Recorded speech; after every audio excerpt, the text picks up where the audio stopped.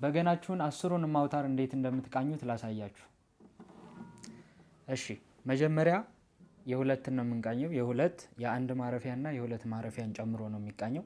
ሲቃኝ በተመሳሳይ ነው። ለምሳሌ ይሄን በሲ ሜጀር ከቃኛችሁት ሁለቱም ሲሲ ይሆናል ማለት ነው። ተመሳሳይ ወደ ታችም ያልወረደ ወደ ላይም ያልወጣ ማለት ነው። ምናልባት ስትሰሙት የድምጽ ልዩነት ያለው ሊመስላችሁ ይችላል። ነገር ግን የድምጽ ልዩነት ሳይሆን የአውታሮቹ ውፍረትና ቅጥነት ልዩነት ነው ድምጹን የተለየ ያስመሰለው ማለት ነው።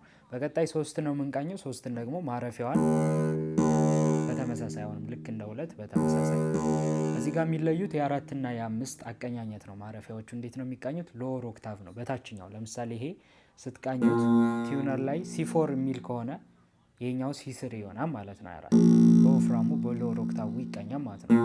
አራት እንደዚህ ከሆነ ማረፊያው እንደዚህ ይሆናል። የአምስትም በተመሳሳይ።